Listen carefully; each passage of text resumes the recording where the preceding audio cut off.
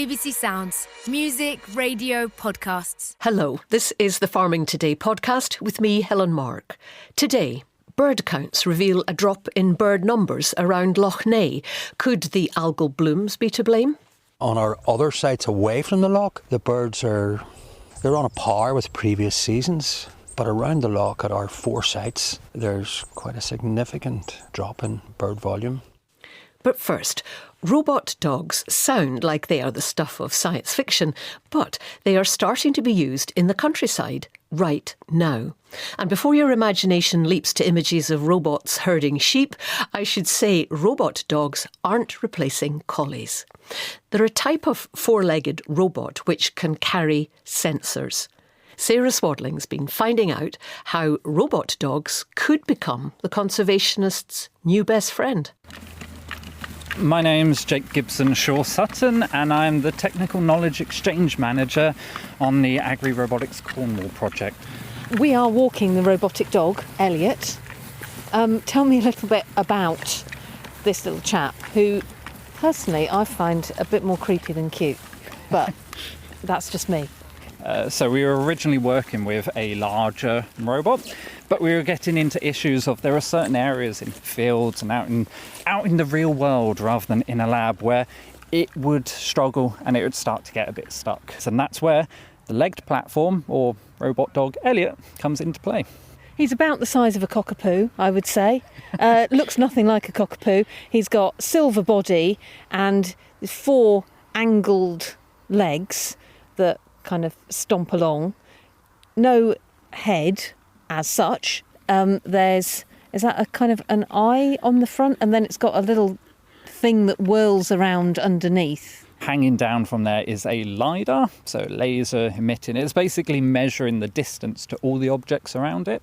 And there's additional cameras on board, so we can actually get a viewpoint of every angle, so we can feed all that information in to our AI model on board that then analyses all the plants, insects and species around it.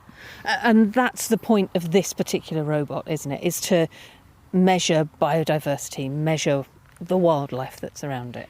It can recognise between 500,000 different plant, animal and insect species. What we've been really focusing on is actually seeing the detail, seeing what actually is physically there and creating a system that we can not just give a rough estimate, but we can pinpoint, okay, there are 3,000 aphids across these plants in this location on a field. That kind of resolution and detail on data really helps when you're trying to understand just how healthy the environment is. On board the dog, there's a whole range of different sensors. We've got the obvious optical ones, but there's also very small sensors that pick up the volatile organic compounds. So it's looking at all the different gases that are naturally emitted. Oh, and what could volatile organic compounds tell us is there or not there? What we found is it directly correlates to what's inside the actual soil. So it's soil biology, microbes, all that jazz? Yeah, it's trying to get a picture not just of what's on top of the ground, what we can actually see, but what's below and in the soil that we otherwise can't see and can't understand. Jake Gibson Shaw-Sutton. And we'll be hearing much more about new tech and innovation later this week from 2 major conferences, the Oxford Farming Conference and the Oxford Real Farming Conference. Could one of Scotland's biggest industries be threatened by changing climate? Whisky distilleries and producers are becoming more alive to the fact that every stage of the whisky-making process is being affected by the climate Scotland is experiencing. Industry figures show exports were worth £5.6 billion in 2023, making it one of the most important parts of the Scottish economy. And so efforts are underway to safeguard its future, as BBC Scotland's Ian Hamilton reports. Here at Glengoyne, they've long been aware of the need to innovate. This is the tin room, the Glengoyne distillery. 6 wooden washbacks here, Ian. Each one holds 19,000 litres. Robbie Hughes is their distillery manager. The first project we did was a wetlands that we built here. All distilleries have loads of liquid waste, and getting rid of it, Ian, it's a headache. The liquid waste, I had a little bit of solids we could put into one tank, and the clearer liquid waste we put into the wetlands. The wetlands clears it up, Ian, and then it goes back into the burn. We're very energy intensive. It costs a lot of money to heat water, it costs a lot of money to cool down liquids. We can bring in technology at the distilleries which enables to use less water, but the farmer, really the big issue I think is probably more at the very beginning of the process in the field. Barley is pretty resilient. You can feel the head there. This is just before flowering, and at some point we'll be able to cross these with each other. But as Professor Tim George from the James Hutton Institute just outside Dundee explained to me, they need to find more robust strains. So at the moment, the whisky industry relies on certain types of barley, but in the future, those varieties might not be well suited to the climate. So we need to, we need to start to address that problem. You need to have a variety that can cope with extremes in stress. So it can go from being droughted in one condition to later in the season being waterlogged, as we've seen in, like last year, for example, it was very dry in spring and then became very wet towards the end of the year. What challenge does that offer then in terms of the whisky industry, its flavour and its supply? If under those future conditions, farmers can't produce enough spring barley, then you have a supply chain issue and you have to find barley from elsewhere. But that's also becoming a problem elsewhere in the world. Professor Don Maskell is from Hertford University in Edinburgh. They're training brewers and distillers of the future with the environment very much at its heart. The biggest challenges, even in Scotland, are energy and water. Production of whisky has a very large water footprint, so it's making sure that we use the water in the best way possible. Rob, I can hear a trickle over here.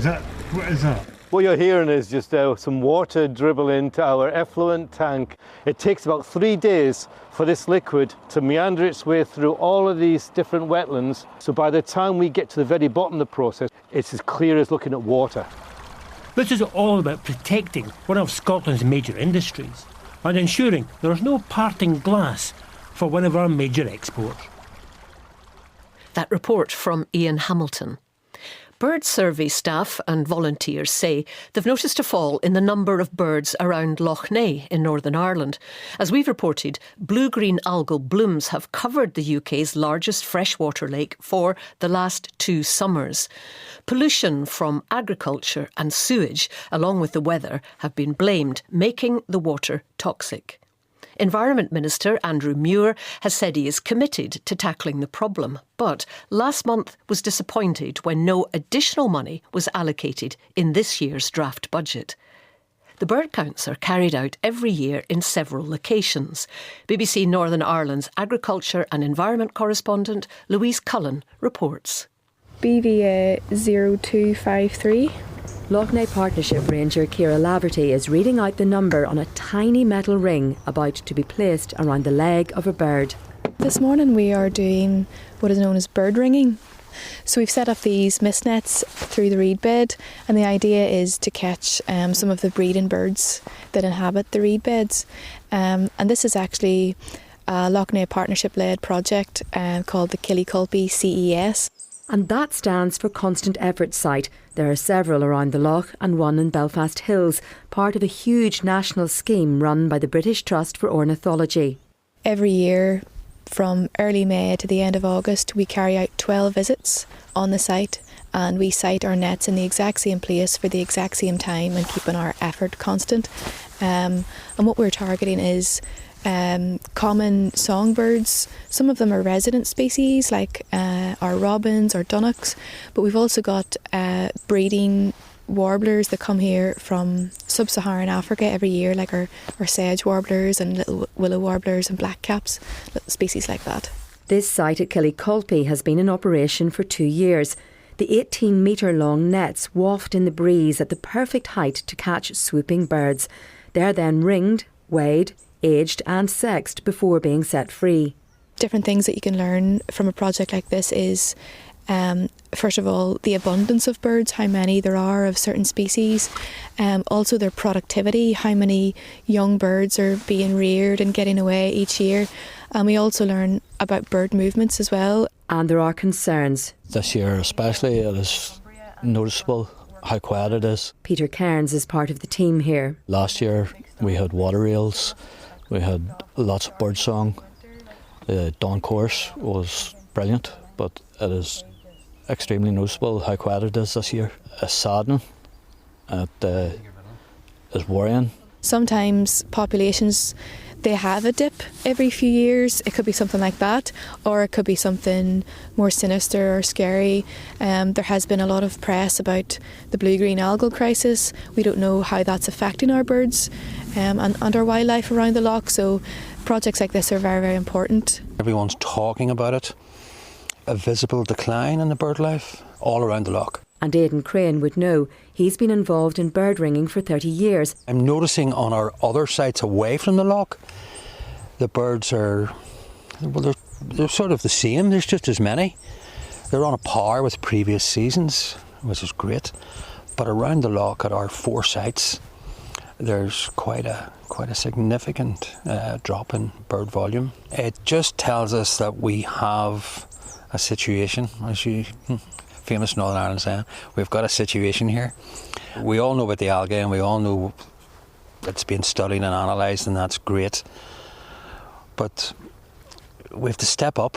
We all have to step up, I think. 3 species new to the site were among those recorded in Killycolpy this year, so while there are questions, there is also hope. It's so important to monitor our species and how they're doing, so who knows, hopefully the data from the CES sites around the loch will feed into management plans for the loch in the future. Ciara Laverty, ending that report from Louise Cullen. And that's all for today. I'm Helen Mark. The producer was Beatrice Fenton, and Farming Today is a BBC Audio Bristol production.